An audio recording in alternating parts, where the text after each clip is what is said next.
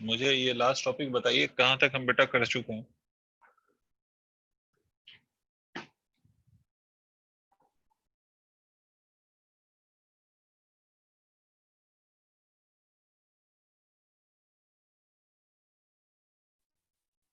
Sir, we don't use pressure in liquid drop.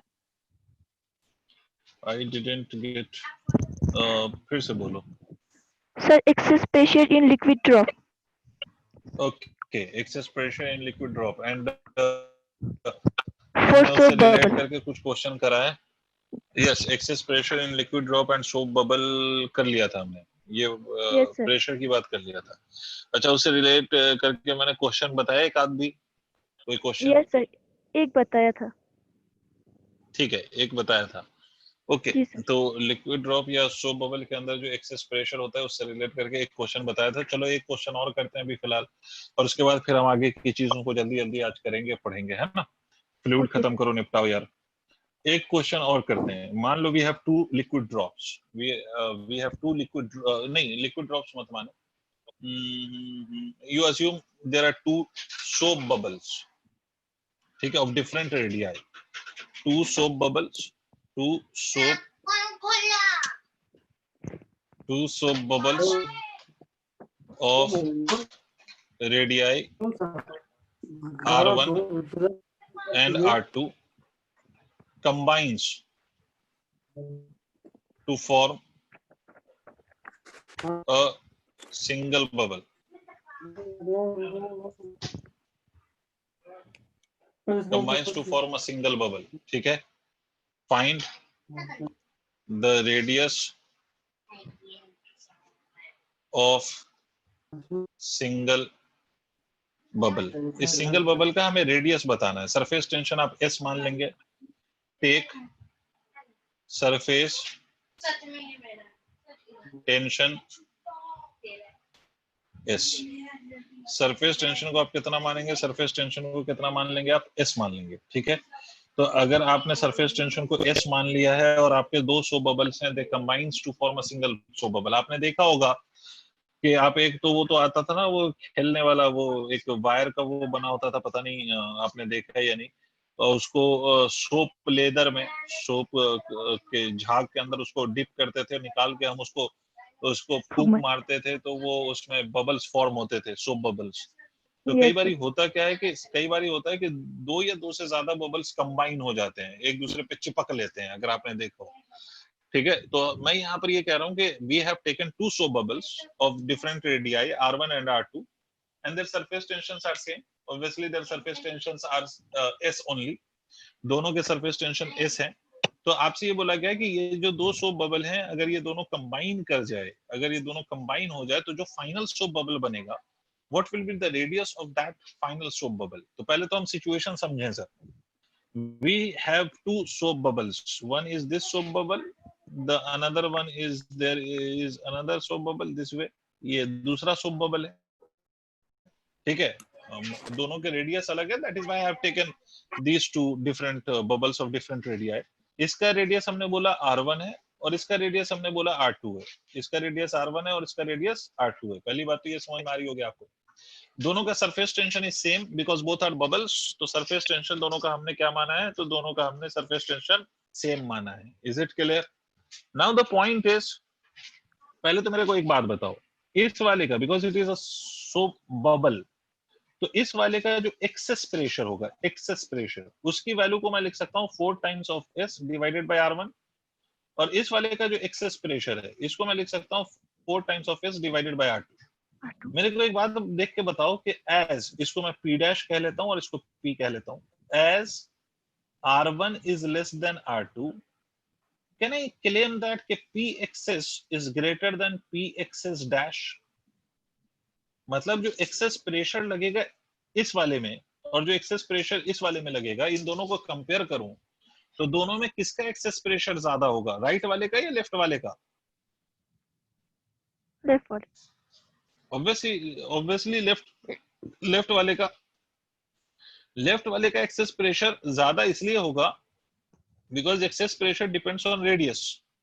Excess pressure किस पर depend करता है? रेडियस पर। और लेफ्ट वाले का रेडियस कम है, तो एज लेफ्ट वाला has less value of radius, तो लेफ्ट वाले का जो एक्सेस प्रेशर है वो ज्यादा होगा than that of the right वाला प्रेशर। इसका मतलब क्या होएगा, इसका मतलब ये होगा कि ये जो दो सरफेसेस हैं when they will combine they will form a single surface. When these two combines, they will form a single surface, and that single surface will be a curve like this. इधर आएगा ये curve, ये दोनों combine हुए तो ये जो combination जहां पर हुआ है they will have a single surface, और सिंगल सरफेस का जो कर्व है वो ऐसे आएगा। ऐसे क्यों आया, क्लियर हुआ? बिकॉज इधर से लगने वाला प्रेशर और इधर से लगने वाले प्रेशर को कंपेयर करें तो इधर से जो एक्सेस प्रेशर है और इधर से जो एक्सेस प्रेशर है उन दोनों को कंपेयर करें तो दिस प्रेशर इज मोर, तो इसका जो शेप आएगा वो किसके डायरेक्शन में आएगा, जिधर एक्सेस प्रेशर ज्यादा है, और excess pressure towards right is more than that of the excess pressure towards left. तो ऑब्वियसली बात है कि ये जो कर्व है वो इस शेप का होगा। Is it clear to all? पहली बात, कर्व का जो शेप है वो पता है सबको, समझ में आ गया वो? Yes sir. ठीक है भाई, बाकी नहीं बोल रहे हो, कर्व का शेप सबको क्लियर है अगर, तो आगे की बात सुनो। If the shape of the curve is clear, अब हमें कुछ नहीं करना, हमने ये मान लेना कि भाई दो का एक्सेस प्रेशर, दोनों का excess pressure is in the opposite direction. ठीक है, तो मैं ये कह सकता हूं कि जो फाइनल हमारा बबल बनेगा उसका जो रेडियस ऑफ कर्वेचर होगा that can be written as equal to what, तो this can be written as 4s upon r1 minus of 4s upon r2. This must be equal to 4s upon r. Did you understand what is this r? R is basically the equivalent radius. R जो यहाँ पर हमने consider करा है वो क्या consider करा है, equivalent radius. Is it clear? जी तो sir. 4s will cancel out. तो बच्चे r की वैल्यू क्या हो जाएगी, r2 minus of r1 divided by r1 into r2. This will be the equivalent radius of the combination of the two bubble. मतलब अगर हम दो बबल हमारा कंबाइन हो तो जो फाइनल रेडियस आएगी, the final radius, that final radius will have a value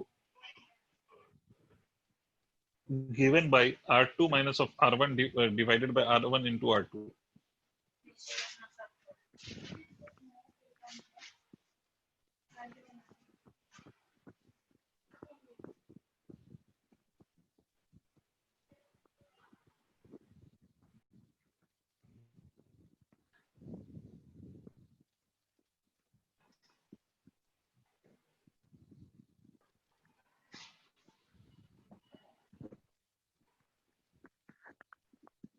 I think आपने नोट कर लिया होगा।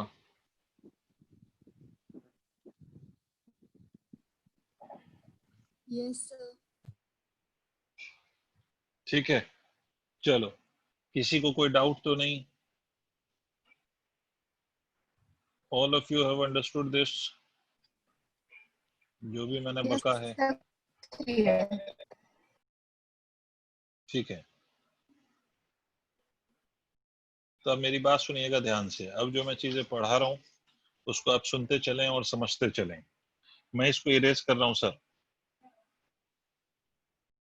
Okay sir. ठीक है, क्या हुआ, क्या करना है? ठीक है, चलो भाई, अब जो चीजें सिखा रहा हूँ ये है basically the rise of liquid in a capillary tube, ये बात सिखाऊंगा। ठीक है, कि किसी भी कैपिलरी ट्यूब में को अगर हम लिक्विड में डिप कर दें तो उसमें लिक्विड राइज कर जाती है, वो हमें पता है। और जरूरी नहीं बेटा राइज ही करे, लिक्विड का हाइट जो है वो कम भी हो जाता है इनसाइड अ कैपिलरी ट्यूब, तो इट कैन ईदर असेंड और descend inside a capillary tube depending on the nature of the liquid that we have taken and depending on the material of the capillary tube that we have taken.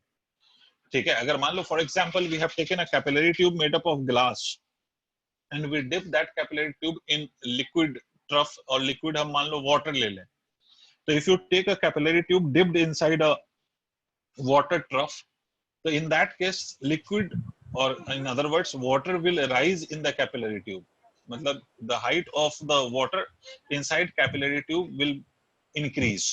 ठीक है, and instead of taking water if you take mercury, so you will observe that the height of mercury inside the capillary tube will decrease, and rather increasing it will decrease. So basically it depends on the material of the capillary tube as well as the liquid that we have taken. तो it depends on two factors, है ना। तो क्यों ऐसा होता है, किस चीज पे ये डिपेंड और क्यों करता है ये डिपेंड, तो the reason to this is angle of contact. पहली बात तो आप ये समझे कि we have two sort of forces, दो तरह के फोर्सेस होते हैं जो मॉलिक्यूल्स का हम दो तरह का फोर्स कंसीडर करते हैं। One is called as cohesive force and another one is called as adhesive force. पहले तो आप इस बात को समझे, आपको शायद याद होगा cohesive, cohesive, you must have heard this term earlier also, cohesive force, and the another force is adhesive force। इसी adhesive force के नाम पे आपने सुना होगा adhesives कहलाते हैं ना, जैसे Fevicol, Fevikwik, they are called adhesives because of this adhesive force, they have been given a name adhesives। anyways, cohesive force क्या है? cohesive force intermolecular force of force है, intermolecular force obviously of attraction, force of attraction between molecules of same nature, molecules of same nature। बात समझ में आती है? Same nature का क्या मतलब हुआ? वाटर वाटर के दो मॉलिक्यूल्स के बीच में जो फोर्स लगेगा that will be cohesive force. गिलास गिलास के दो मॉलिक्यूल्स के बीच में जो फोर्स लगेगा that would be called as cohesive force. Where adhesive force क्या है? तो adhesive force is again intermolecular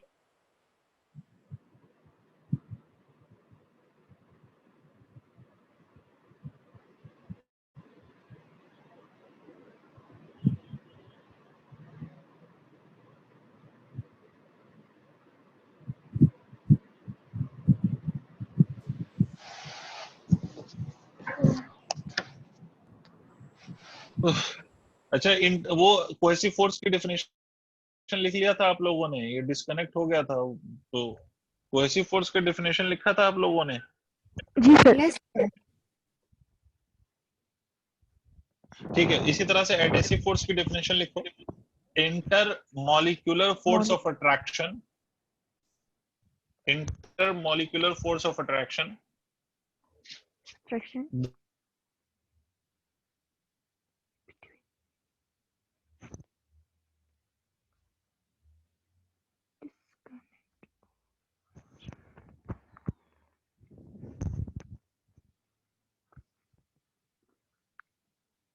intermolecular force attraction between sir आवाज साफ नहीं है। between the molecules of different nature। सुन, साफ नहीं आ रही? एक मिनट यार।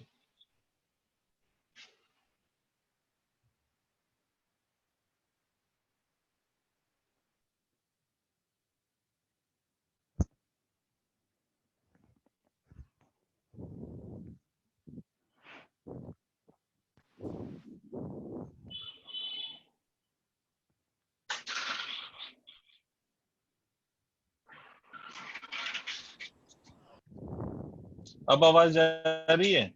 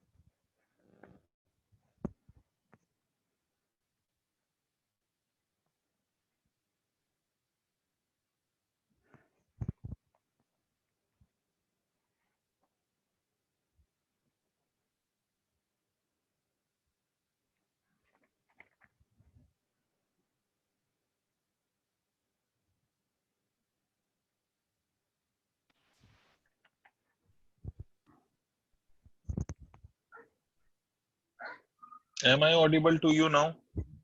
Yes sir. ठीक है, तो मैंने आपको बोला वो कौन सा फोर्स बोला था? Adhesive force, adhesive intermolecular force of attraction between the molecules of different nature.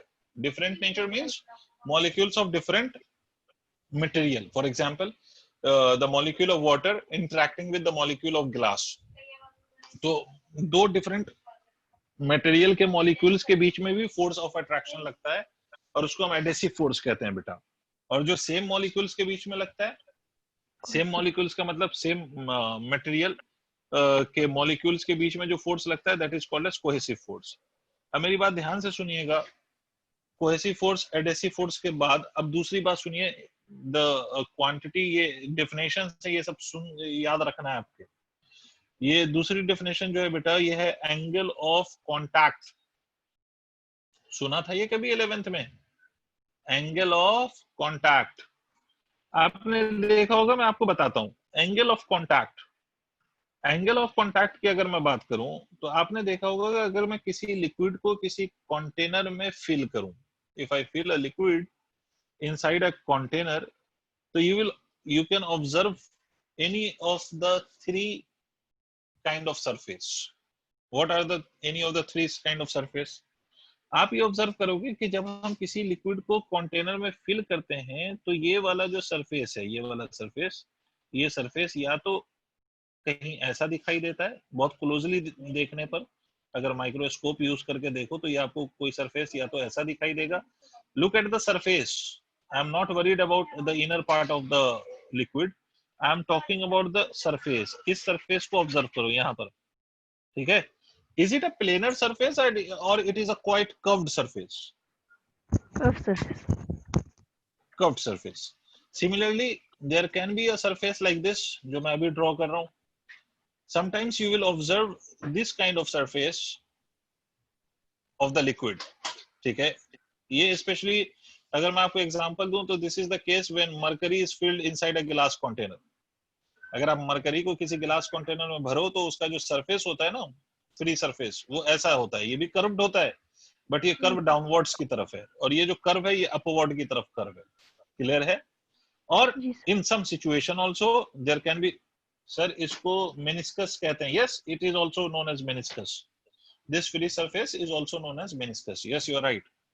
अच्छा, तीसरा काइंड ऑफ सरफेस कैसा हो सकता है? तीसरा kind of surface can be planar surface depending on the liquid and क्या कहते हैं उसको, द लिक्विड और वो कंटेनर का नेचर क्या है उसके अकॉर्डिंग ये सरफेस प्लेनर सरफेस भी हो सकता है. It is generally observed in silver. When you fill water inside a silver container you will observe the surface to be planar. तो ये जो surfaces हैं उसका shape कैसा होगा, it purely depends on the nature of the liquid as well as of the container. तो अब जो मैं आपको बात बता रहा हूँ वो बात जरा ध्यान से सुनिएगा कब क्या होता है. ठीक है, तो मैं प्लेनर की बात अभी उससे हमें मतलब नहीं है. ये कब कौन सा सरफेस कैसा होता है और कौन सा सरफेस कैसा होने पर हम एंगल ऑफ कांटेक्ट क्या डिफाइन करते हैं उन सब बातों को समझेंगे. ये जो सरफेस मैंने दिखाया, ये वाला केस, इस केस में याद रखिएगा ये तब ऐसा होता है जब adhesive force is greater than cohesive force. मतलब एडेसिव फोर्स जो हो वो किससे ज्यादा हो? कोहेसिव फोर्स से. इसका मतलब कि कंटेनर और लिक्विड के बीच में जो इंटरमोलिकुलर फोर्स ऑफ अट्रैक्शन है वो लिक्विड और लिक्विड के मॉलिक्यूल्स के बीच के फोर्स ऑफ अट्रैक्शन से ज्यादा होगा. तो ये ऑब्जर्वेशन आपको मिलेगा. इसी तरह से ये दूसरा वाला जो केस है, ये वाला, ये कब होएगा? जब इसमें उल्टा हो. मतलब कोहेसिव फोर्स ये किससे ज्यादा हो? ये ग्रेटर हो एडेसिव से, एडेसिव फोर्स से. If the cohesive force is greater than adhesive force, इसका मतलब molecules of the liquid के बीच का जो intermolecular force of attraction है वो किससे ज्यादा हो? तो वो ज्यादा हो than the force of attraction between the molecules of the liquid and the molecules of the containers. तो उस केस में ये सिचुएशन आएगा, इस केस में ये सिचुएशन आएगा. अब इस केस में, दोनों केसेस में हम एक टर्म डिफाइन करते हैं जिसको हम एंगल ऑफ कांटेक्ट कहते हैं. और एंगल ऑफ कांटेक्ट होता क्या है ध्यान से देखें.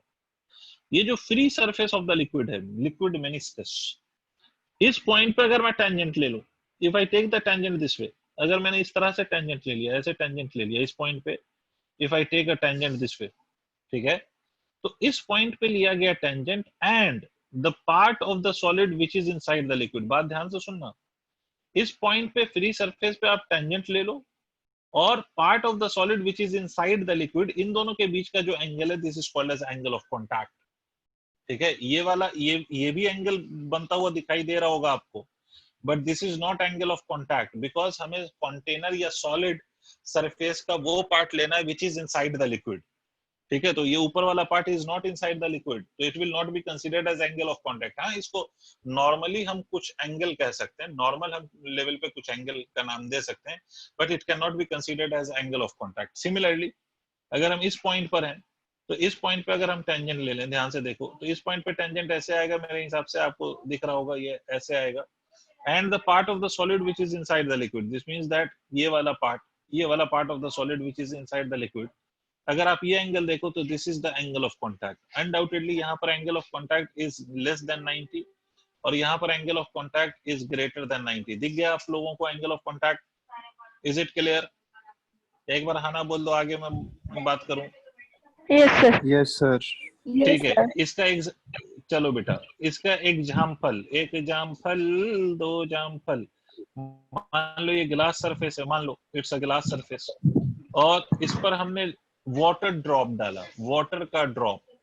तो आप देखोगे कि जब हम इस गिलास सरफेस पे ये वाटर का ड्रॉप प्लेस करेंगे तो वो वाटर का ड्रॉप ऐसा शेप ले लेता है, ये पानी का ड्रॉप है, ये वाटर ड्रॉप है, ये वाटर ड्रॉप, तो ये शेप ऐसा ले लेता है। अभी करके देख लेना आप, तो एक गिलास सरफेस पे अगर वाटर का ड्रॉप आप प्लेस करो तो it will take this shape, और अगर इसने ऐसा शेप ले लिया तो इस केस में हम देखो इस पॉइंट ऑफ कांटेक्ट पर टेंजेंट ड्रॉ करते हैं इस तरह से। If I draw the tangent, ऐसे मैंने टेंजेंट ड्रॉ कर दिया, तो part of this solid which is inside this water drop, ये है, मैंने कुछ गलत तो नहीं बोल दिया? मैंने गलत बोल दिया, तुम लोगों ने भी कुछ नहीं बोला।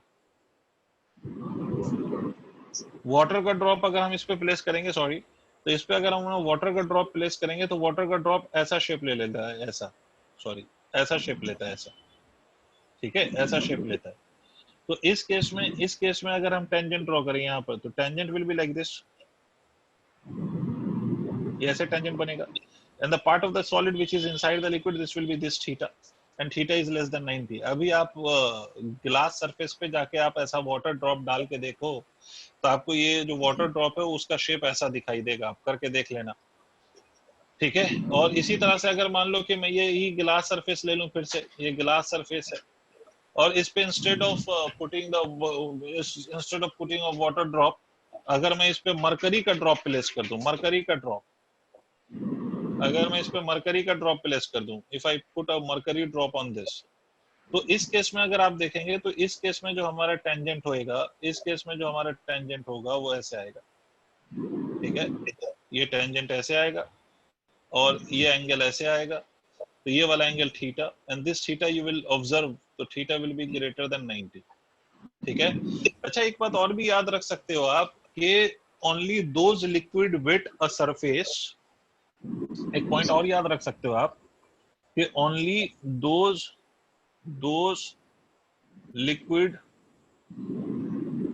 with a surface whose angle of contact is less than 90 degree, ठीक है।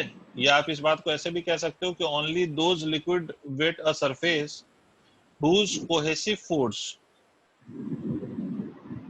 है ना, only those liquid with a surface whose cohesive force is less than adhesive force। समझ आई मेरी बात? मतलब देखो, मरकरी अगर किसी भी सरफेस पे प्लेस करो, जैसे ग्लास सरफेस पे आपने मरकरी रखा, तो आप ये ऑब्जर्व करोगे that mercury will never wet a glass surface, उस मरकरी से ग्लास सरफेस कभी भी वेट नहीं होगा, that will not wet a glass surface. पता नहीं क्या बोले सर, समझ ही नहीं आया ना? Yes, मेरी sir. बात Yes, sir. ठीक है। Yes, sir. मरकरी वेट क्यों नहीं करता किसी भी ग्लास सरफेस को? वो इसलिए नहीं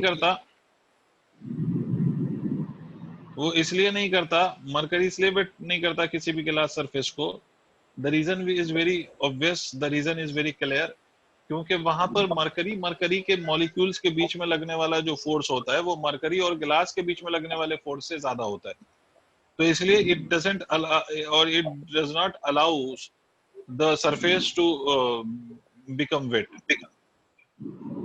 ठीक है, ये सब नोट Yes, कर sir. लिया आप लोगों ने? Yes, sir. ये सब ठीक है, ये सब अगर आपने नोट कर लिया तो कैपिलरी राइज पे हम चर्चा करेंगे। अगर आपने ये सब नोट कर लिया तो we will deal with the capillary rise और कैपिलरी ट्यूब।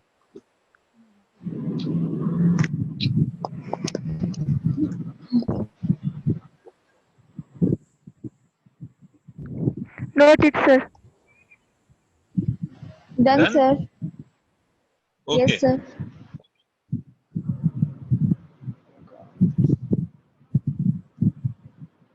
तो आप नेक्स्ट टॉपिक डालो, rise of liquid in a capillary tube. Rise of liquid in a capillary tube.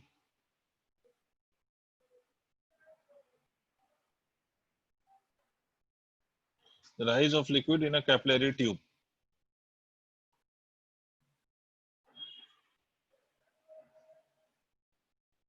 Done? क्या करना है अब हमें? Rise of liquid in a capillary tube. बच्चे आवाज जा रही है मेरी? Yes, sir. हाँ जी सर। ठीक है बेटा, तो मैं इसको इरेज कर रहा हूँ। ओके सलील बतूल, ठीक है। अब मेरे बच्चे मेरी बात समझो। देखो ये कैपिलरी एक्शन जो है ना, आप नीट वाले हो शायद, आपको ये भी पता है कि ये capillary action is so important action that it takes place in plants also. आपने पढ़ा है ना कि प्लांट में वाटर का ट्रांसपोर्टेशन होता है फ्रॉम रूट्स टू शूट्स। ठीक है, मतलब नीचे से रूट से लेके ऊपर तक पत्तों तक पानी जो जाता है, तो आप लोगों ने ये भी पढ़ा होगा कि उसके अंदर भी कैपिलरी एक्शन होता है। सुना है कभी? उसके अंदर भी कैपिलरी एक्शन होता है और इस कैपिलरी एक्शन से ये लिक्विड ऊपर जाती है। ठीक है, अच्छा इसी तरह की बात अगर कैपिलरी एक्शन को और थोड़ा समझना है तो आप ये भी कह सकते हो, जैसे फॉर एग्जांपल आप एक स्ट्रॉ लो, प्लास्टिक का बना हुआ स्ट्रॉ, और स्ट्रॉ को अगर आप लिक्विड में डाल दो, जैसे फॉर एग्जांपल कोल्ड ड्रिंक के गिलास में अगर आप उस स्ट्रॉ को प्लेस कर दो वर्टिकली, तो आप ये ऑब्जर्व करोगे कि उस स्ट्रॉ में कुछ कोल्ड ड्रिंक ऊपर की तरफ चढ़ जाएगी, है ना। जो आपका जो सरफेस है, free surface of cold drink, और जो उस स्ट्रॉ के अंदर जो कोल्ड ड्रिंक है, दोनों का हाइट सेम नहीं होगा। तो that is also capillary rise. Basically capillary tube अगर आपसे कोई कहता है कि व्हाट इज कैपिलरी ट्यूब, ठीक है, तो कैपिलरी ट्यूब बेसिकली आप इस बात को याद रखिएगा कि it is a cylindrical tube. Capillary tube is a cylindrical tube of very small radius of cross section. बहुत पतली सी सिलेंड्रिकल ट्यूब। ठीक है, पतली सी सिलेंड्रिकल ट्यूब कहने का मतलब कि एक ऐसी सिलेंड्रिकल ट्यूब जिसका रेडियस ऑफ क्रॉस सेक्शन बहुत कम हो, that is simply called as capillary tube, है ना। इस अब उसको हमने किसी लिक्विड में प्लेस कर दिया, तो देखो इसमें मैंने आपसे बोला कि दोनों केस हो सकते हैं, either the liquid can rise in the capillary और it can depress inside the capillary. मतलब height of the liquid can rise और increase in the capillary tube, और height of the liquid can decrease in the capillary tube. दोनों possibility है, but हम लोग जो अभी पढ़ेंगे वो सिर्फ इंक्रीज की बात करेंगे। We will not be talking about the decrease, we will only take the case of increase of liquid. तो अब देखो, अगर मान लो कि मैं आपसे ये कहूं कि ये लिक्विड ट्रफ है, मतलब पानी है, इमेजिन करो ना कि पानी भर दिया हमने, ये पानी है और इसके अंदर हमने एक कैपिलरी ट्यूब इंसर्ट कर दिया। इस तरह से हमने एक कैपिलरी ट्यूब ऐसे इंसर्ट कर दिया। This is the capillary tube that we have inserted inside this water. ये कैपिलरी ट्यूब है, ये ऐसा। तो हम क्या ऑब्जर्व करते हैं? हम ये ऑब्जर्व करते हैं कि जैसे ही हम इसको इंसर्ट करेंगे with respect to the outer surface of the liquid which is outside the capillary, हम ये ऑब्जर्व करेंगे कि कैपिलरी में कुछ लिक्विड का हाइट ऊपर चला जाएगा, मतलब कुछ लिक्विड राइज कर जाएगी इनसाइड द कैपिलरी। ये क्यों राइज करती है, क्या कारण है, अभी उस कारण पे हम आते हैं, बट ये इस तरह से राइज कर जाएगी, ये हमें ऑब्जर्व होगा। कि अगर आप इसमें कंटेनर में लिक्विड का हाइट देखो तो ये अलग है, और कैपिलरी ट्यूब के अंदर अगर हम लिक्विड का हाइट देखें तो ये अलग है, तो ये लिक्विड राइज कर जाएगा। अब मेरी बात ध्यान पूर्वक सुनिएगा, ये राइज क्यों करता है जरा हम इस बात को, उसके बाद फिर हम इस पर डेरिवेशन जो होता है उसका हम डायरेक्ट रिजल्ट लिखेंगे. We will obviously not derive but we will directly write the result. ठीक है, तो ये देखो होता क्यों है ऐसा. ऐसा इसलिए होता है कि जैसे ही आप कैपिलरी को इसके अंदर प्लेस करोगे पानी के अंदर, ये जो मेनिस्कस है कैपिलरी के अंदर, जो मेनिस्कस फॉर्म होगा, कैपिलरी के अंदर जो मेनिस्कस फॉर्म होगा, उस मेनिस्कस को अगर हम देखें, कैपिलरी के अंदर जो मेनिस्कस फॉर्म हुआ है, उस मेनिस्कस की अगर हम बात करें तो that meniscus will be like this, है ना. क्यों? क्योंकि अभी मैंने बताया था कि हमने ये गिलास का कैपिलरी लिया है, गिलास का, और ये क्या लिया है हमने, ये पानी लिया है, वाटर लिया है. ठीक है, तो ये गिलास का कैपिलरी है और ये वाटर है. ठीक है, गिलास की कैपिलरी और वाटर. तो अगर गिलास की कैपिलरी लिया आपने और ये पानी लिया है, ये लिक्विड लिया है, ठीक है, ये लिक्विड लिया आपने, गिलास की कैपिलरी और ये लिक्विड, तो एक बात बताओ कि एंगल ऑफ कांटेक्ट जो होगा यहाँ पर वो 90 डिग्री से कम होना चाहिए. This will be the angle of contact, this has to be less than 90 degree. तो इसलिए सरफेस ऐसा बनेगा, है ना, ये मेनिस्कस ऐसा बनेगा. ये सबको क्लियर हो गया. अब जब मेनिस्कस ऐसा बना तो इस एंड पे एक पॉइंट अज्यूम कर लो और इस एंड पे एक पॉइंट अज्यूम कर लो. तो इधर से लगने वाला प्रेशर ज्यादा होगा, क्योंकि हम लोगों ने पढ़ा था कि excess pressure inside a bubble और अ ड्रॉप. ठीक है, प्रेशर इनसाइड बबल और अ ड्रॉप, अगर मैं इसको इनर पॉइंट मान रहा हूँ ए को और इस बी को हम आउटर पॉइंट मान रहे हैं, तो हम ये कह सकते, और इस पे ये प्रेशर हम पी नॉट मान रहे हैं, तो हम कह सकते हैं P in is greater than P not. ये रीजन मैं समझा चुका हूँ आपको जब मैंने एक्सेस प्रेशर निकलवाया था. तो वाला प्रेशर बाहर वाले प्रेशर से ज्यादा है, तो अंदर वाला प्रेशर बाहर वाले प्रेशर से ज्यादा है, तो इसका क्या मतलब है, ये वाला प्रेशर ज्यादा है और ये वाला प्रेशर कम है. तो होता क्या है कि जैसे ये मेनिस्कस फॉर्म हुआ, ये दोनों साइडों पे प्रेशर सेम नहीं है, तो लिक्विड राइज करती है. और लिक्विड तब तक राइज करती है जब तक इतना लिक्विड ऊपर ना आ जाए, सो दैट कि जो लिक्विड का हाइट राइज हुआ है या लिक्विड की जो हाइट इंक्रीज हुई है, the pressure due to that height balances the pressure on the other surface. पता नहीं तुम क्या समझे, मैं फिर से रिपीट करूंगा इस बात को. अब पूरा डायग्राम एक साथ बना के मैं इस बात को फिर से रिपीट करूंगा. ठीक है, देखो मैं आपसे ये कह रहा हूं कि ये जैसे ही मैंने इसको प्लेस किया तो ये मेनिस्कस ऐसा बना. ये मेनिस्कस मैं ऑलरेडी ऊपर दिखा रहा हूं आपको, और मैं आपसे ये कह रहा हूं कि साहब आप ऐसा मान लें कि जो ट्यूब है उसकी रेडियस स्मॉल आर है. ये मेनिस्कस ऐसा बना, तो मेनिस्कस ऐसा बना तो मैंने कहा कि इस एंड पे प्रेशर ज्यादा है और इस एंड पे प्रेशर कम है. तो मैंने आपसे बोला कि लिक्विड राइज करेगा, राइज करेगा, ये हाइट h है, ये लिक्विड राइज करेगा. ठीक है, h हाइट तक ये लिक्विड राइज करेगा. क्यों राइज करेगा? ताकि इस एंड पर जो प्रेशर है वो कम है, तो इस एंड पे प्रेशर बढ़ने का एक ही ऑप्शन है. क्या ऑप्शन है इस एंड पे प्रेशर के बढ़ने का? कि भाई लिक्विड राइज कर जाए. तो अगर लिक्विड का हाइट बढ़ेगा तो हम ये कह सकते हैं कि प्रेशर विल इंक्रीज. यार तुम्हें नहीं आया, बात समझ आ गई? Yes, sir. ठीक है, तो अगर ये बात समझ में आ गई तो मेरी बात ध्यान से सुनिएगा. इस पॉइंट पे मैं सॉल्व करके पूरा नहीं दिखाऊंगा, I'll just शो यू कि हम करते क्या हैं. तो इस पॉइंट पे अगर मैं टेंजेंट ले लूं, इस पॉइंट पे मैं टेंजेंट ले लूं इस प्रकार से, if I take the tangent at these 2 points, ये वाला एंगल भी थीटा मान लूं और ये वाला एंगल भी थीटा मान लूं, ऐसे मान लूं मैं थीटा. ठीक है, ये अपना सरफेस दिखाई दे रहा है सबको, ये वाला दोनों एंगल थीटा में मान लूं ऐसे. तो मेरे को एक बात बहुत क्लियर है, बहुत ऑब्वियस है, बहुत अच्छे से समझ में आती है कि ये एंगल ऑफ कॉन्टैक्ट कहलाएगा. और इस केस में जो सरफेस टेंशंस आपके लगेंगे, ये देखो डेरिवेशन में कर नहीं रहा हूँ, सिर्फ आपको समझा रहा हूँ सिचुएशन कि इस पॉइंट के अलोंग, इस लेंथ के अलोंग सरफेस टेंशन लगेगा और इस लेंथ के अलोंग सरफेस टेंशन लगेगा. तो अगर सरफेस टेंशन लगेगा तो ये वाला एंगल थीटा है, तो ये वाला एंगल भी थीटा होगा और ये वाला एंगल भी थीटा होगा. ये सरफेस टेंशन है तो ये एंगल ऐसे आएगा.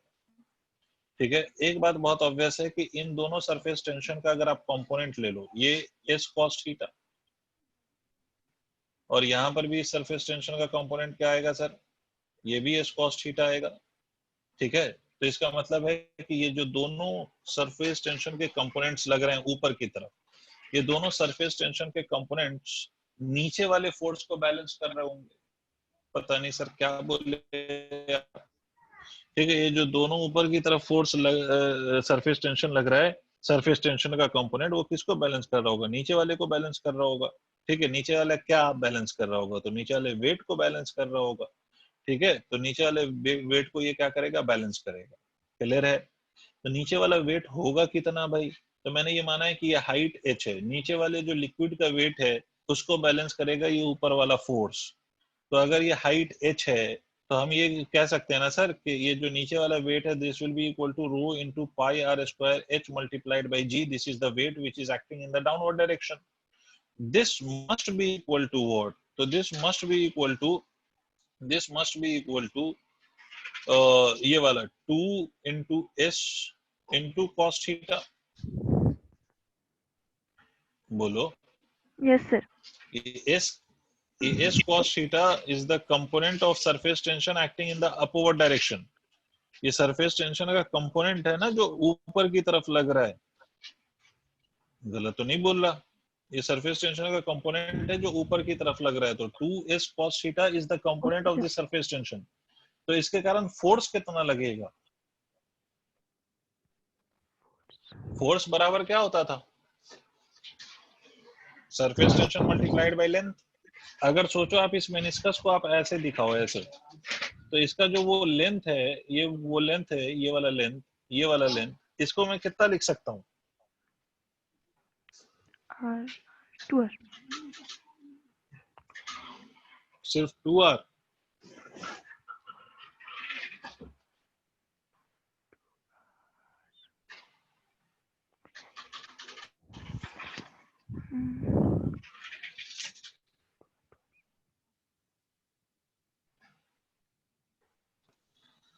सिर्फ 2r या कुछ और? 2r h।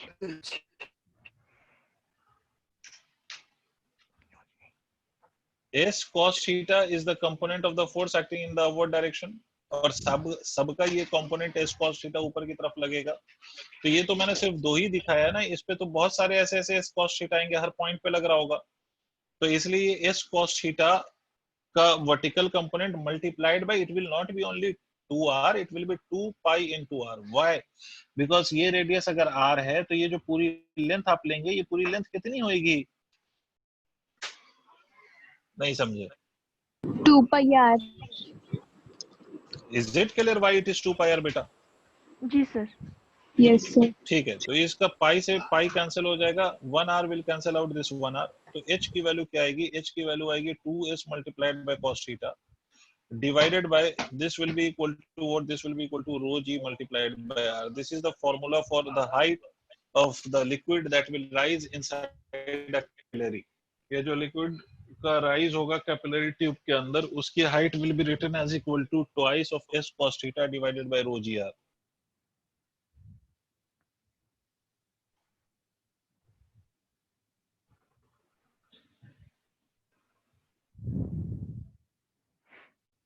Done? 1 minute sir। Okay।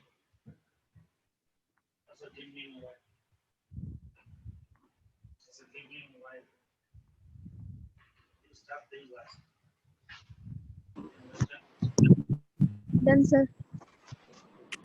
Done, Very sir. good. Done, sir. Okay, so I'll be asking only one question related to this। I will not ask more than one question। आपको ये concept सिर्फ मैंने ये derivation वाला part इसलिए बताया है आपको ताकि आपको ये बात समझ में आए कि जो सरफेस टेंशन का ये पूरा का पूरा जो ऊपर का वर्टिकल कंपोनेंट है, that whole balances the weight of the liquid which is below this free surface of free meniscus. ये जो इसका वेट है, ये इसको दो तरीके से आप सॉल्व करते हैं, इसको दो तरीके से ड्राइव करते हैं। या तो हम फोर्स को बैलेंस करके करते हैं, या तो हम प्रेशर के टर्म्स में सॉल्व करते हैं। तो आप किताबों में ये दोनों में से कोई सा भी मेथड आप देख सकते हो। Either you can balance the force in the upward and downward directions, और you can balance the pressure in the upward and downward direction. तो दोनों से यही आंसर आएगा, उसमें कोई रॉकेट साइंस बात नहीं है। आप जैसे इस्तेमाल कर लो, आंसर से यही आना। मैं आपको एक क्वेश्चन बता रहा हूं, आप ध्यान से सुनिएगा। देख, ये जो हमने रेडियस लिखा है small r, we took that radius which is the small r, that radius is of the tube। ठीक है, बट एक बात सोचो बेटा, ये रेडियस अगर ये हमने ये कैपिलरी ट्यूब लिया है तो इसका रेडियस हर पॉइंट पे, because I have taken this as a cylindrical tube, तो ये जो स्मॉल r दिखा होगा आपको, वो इस सिलेंड्रिकल ट्यूब का रेडियस है, and this radius is same at every point. ठीक है, तो हमने फॉर्मूला मेनिस्कस भले यहाँ पर फॉर्म हुआ था, बट इस मेनिस्कस के लिए जो हमने ये ट्यूब का रेडियस यहाँ पर कंसीडर किया, that was a small r. ठीक है, because it is a cylindrical tube, तो मेनिस्कस का रेडियस हर पॉइंट पर सेम है। बट बेटा ये अगर मान लो कि हम ऐसी ट्यूब ले लें जिसके हर पॉइंट पर मेनिस्कस की वैल्यू सेम नहीं, if I take tube which doesn't have a constant radius of cross section, yeah, in other words a tube whose radius of cross section at every point at every height changes, तो उस case में कैसे आएगा? ठीक है, उससे relate करके मैं एक क्वेश्चन आपसे पूछ रहा हूं। ठीक है, अब इस क्वेश्चन को मिलकर हम लोग करेंगे, अगर आपको ये समझ में आ जाए तो मजा आ जाएगा। मैं क्वेश्चन आपको समझाता हूं, क्वेश्चन सुन लें आप और समझें। ठीक है, पहले क्वेश्चन सुने और समझें। ये लिक्विड है, कोई भी लिक्विड हो, पानी मान लो, इसके अंदर there is a tube, there is a capillary tube, and the shape of that tube is not cylindrical. ये ट्यूब ऐसे आपको देख समझ में आ जाएगा, ये ट्यूब ऐसे, this shape is not cylindrical, it's a tube. आई बात समझ में? ये थोड़ा सा मैं इसको बेहतर बना दूं, आप कहोगे ऐसा कैसा? ठीक है, ये फिर से सुनो, ये ट्यूब ऐसे है, ये ऐसे दिख रहा है आपको? जी सर। एक बार हाँ ना तो बोल। ठीक है, हाँ ये सर। ट्यूब है। अगर तुम इस शेप को देखो तो, इस शेप को देखो तो ये कोन जैसा शेप नहीं है? कोन कोन कोन कोन Yes, कोन sir. कोन Yes, कोन sir. आइसक्रीम, है ना? Yes, sir. ठीक है, इसको कहता है कि इसको हमने इसमें रखा तो लिक्विड राइज कर गई, ये कोन है, इसके इसके नाम के साथ ट्रंकेटेड कोन आता है, बट इसको हम सिंपली कोन समझ लें। आप तो सिंपल सी बात समझ लो कि ये कोन है, और इस कोन ट्यूब का जो एपेक्स एंगल है, मैं एपेक्स एंगल समझा दूंगा क्या होता है। एपेक्स एंगल आपको गिवन है अल्फा, का हुआ एपेक्स एंगल गिवन है अल्फा। क्लियर है भाई? Yes, sir. आपसे ये बोला है कि ये एच हाइट तक, जहां तक लिक्विड आई है, इस एच हाइट पे the radius of this tube is b. इस एच हाइट पे रेडियस, इस एच हाइट पे radius at every point is changing, तो इस एच हाइट पे जो रेडियस है उसको मैंने कुछ मान लिया है B.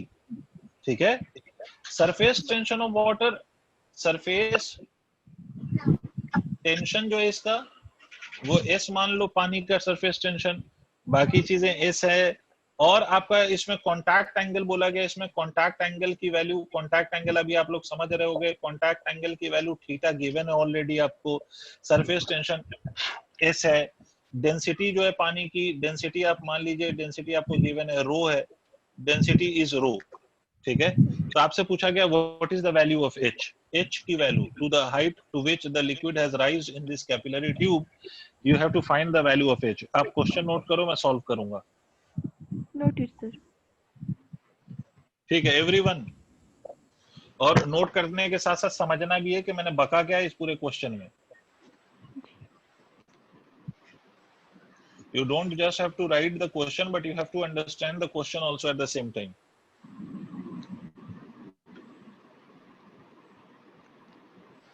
Some of you disappeared, I don't know why.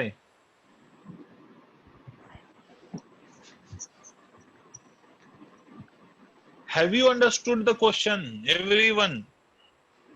Yes, sir. ठीक है, तो मैं इस वाले पार्ट को इरेज करके अब इसको सॉल्व कर रहा हूं, ध्यान से देखो। सबसे पहली बात, before I solve apex angle for a cone, always remember कि अगर ये कोन है तो एपेक्स एंगल का मतलब ये होता है the total angle at this vertex, मतलब ये जो प्लेनर एंगल होता है at the vertex, that is called as apex angle. तो ये अल्फा जो है ना यहाँ पर, दिस इज एपेक्स एंगल, ये अल्फा इज एपेक्स एंगल। ठीक है, ये जो अल्फा है ये एपेक्स एंगल है। समझ आ गई बात? अब देखो मैं इसको सॉल्व करता हूँ, ध्यान से सुनिएगा। ये एपेक्स एंगल है, ये ऐसे है, अच्छा भाई बहुत बढ़िया, ये वो ठीक। तो ये अगर मैं ये कोन बनाऊं ऐसे, ये कोन ऐसे बनाऊं, ये एपेक्स एंगल आप लोगों को दिखाई दे रहा है, तो मैं थोड़ा सा कोन को और थोड़ा और ज्यादा दिखा देता हूं ताकि आपको ये एपेक्स एंगल का भी मतलब समझ आता रहे। ठीक है, ये टोटल एंगल यहाँ पर जो है दिस इज अल्फा। तो यहां से अगर मैं एक लाइन ड्रॉ कर दूं ऐसे, ठीक है, तो ये वाली लाइन अगर मैं ड्रॉ कर दूं तो this will be alpha by 2।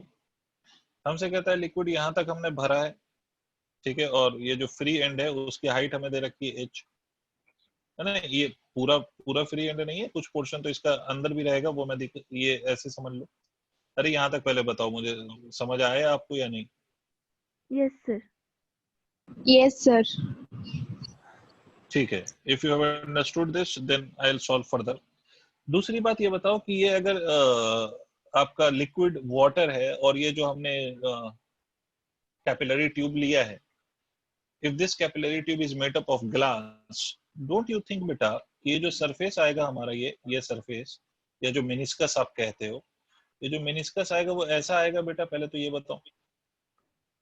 Yes, sir. ठीक है, अगर ये मेनिस्कस ऐसा है मेरे बच्चे, तो इसका मतलब है कि यहाँ पर we can draw a tangent and we can say that this will be angle of contact, और हमें क्वेश्चन में angle of contact has been given, हमें क्वेश्चन में एंगल ऑफ कांटेक्ट दिया हुआ है, ठीक है। दूसरी बात अगर आप देखो तो इसको, ये जो हम इसको अगर हम ये पूरा ऐसा बना दें, तो इस वाले का जो रेडियस है यहाँ पर, इस वाले ट्यूब का radius, that is radius is b. इस ट्यूब का जो रेडियस है वो बी है। कोई कष्ट वाली बात? यहाँ तक क्लियर है? Yes, sir. बोलो। ठीक है, Yes, this sir. Radius is b. Okay, अब बेटा मेरा लाल, मेरा पीला, अब सुन मेरी बात।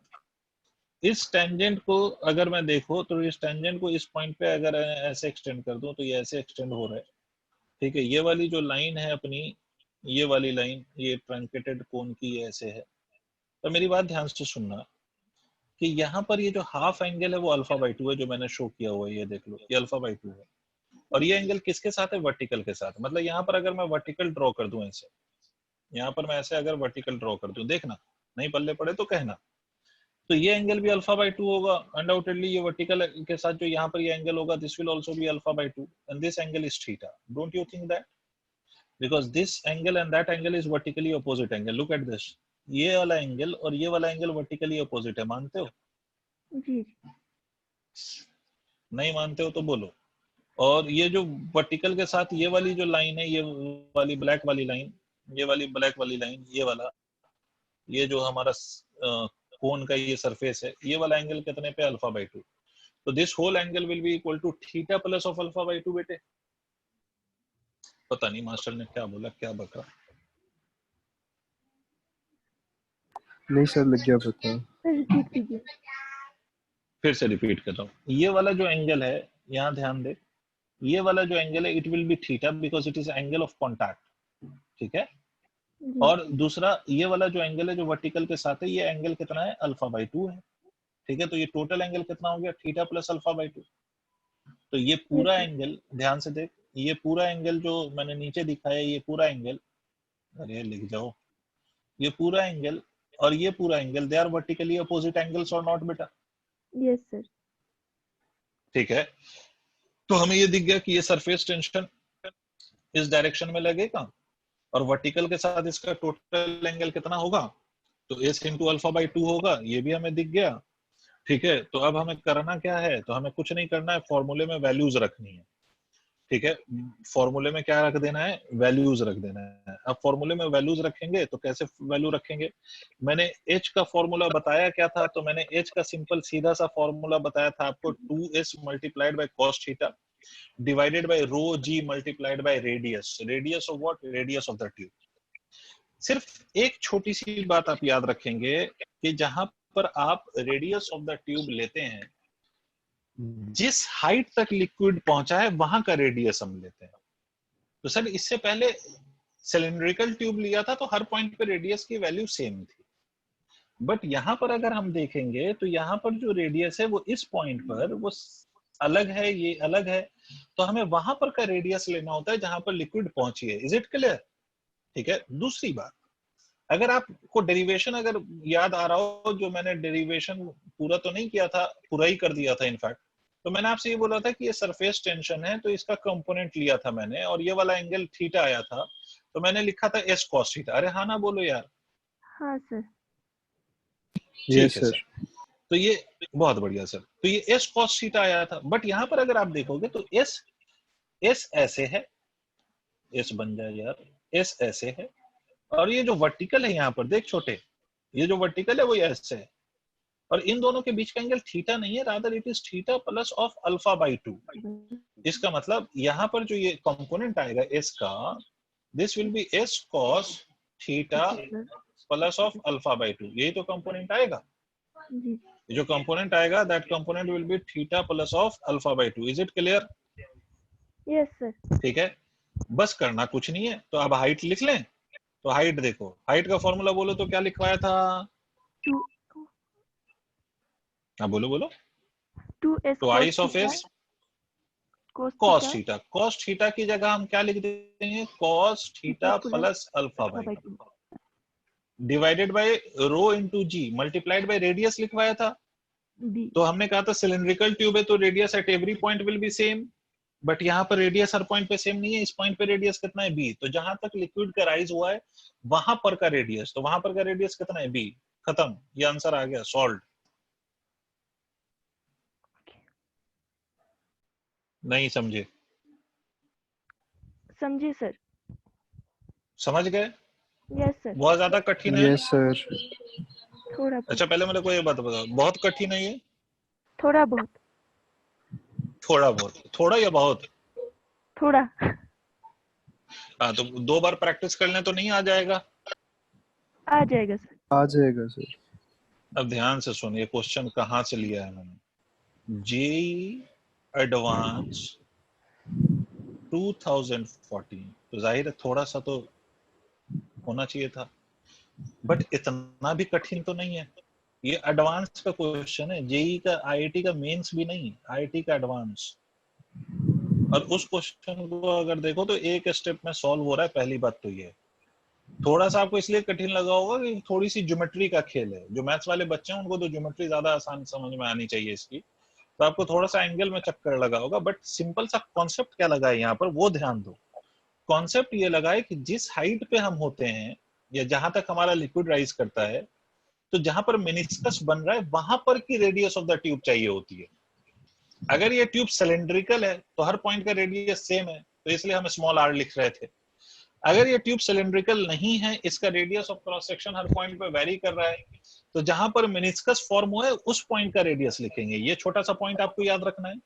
दूसरी बात, जब हमारा एस का एंगल थीटा था तो वर्टिकल के साथ ये थीटा एंगल बना था, तो हमने एस कॉस थीटा लिखा था न्यूमरेटर में। अगर ये वर्टिकल के साथ एंगल थीटा के बजाय कुछ और बने तो हम एस का जब कंपोनेंट लेंगे तो कॉस ऑफ दैट एंगल लेंगे। दोनों बात क्लियर हुई मेरी?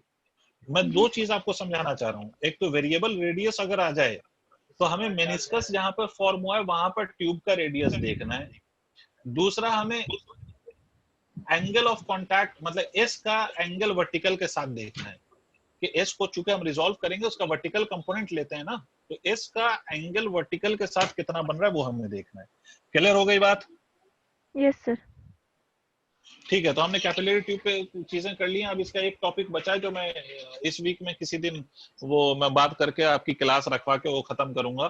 टॉपिक क्या बचा है? विस्कस फोर्स है ना? वो है viscous force, Stokes law, terminal velocity. तो उसको हम निपटाएंगे इसी वीक में किसी दिन और क्लास रख के, क्योंकि आपके 1-2 क्लासेस मिस हो गई हैं मेरी वजह से या टेक्निकल इश्यूज की वजह से। तो उसको हम इसी वीक में कंपनसेट करेंगे, इधर ऑन संडे और सैटरडे और संडे, इन दोनों में से किसी दिन रख के तो इसको निपटा के फिर हम हीट एंड थर्मोडायनेमिक्स वाला पोर्शन शुरू करेंगे। ठीक है, ओके सर। तो आज इतना ही। Okay sir.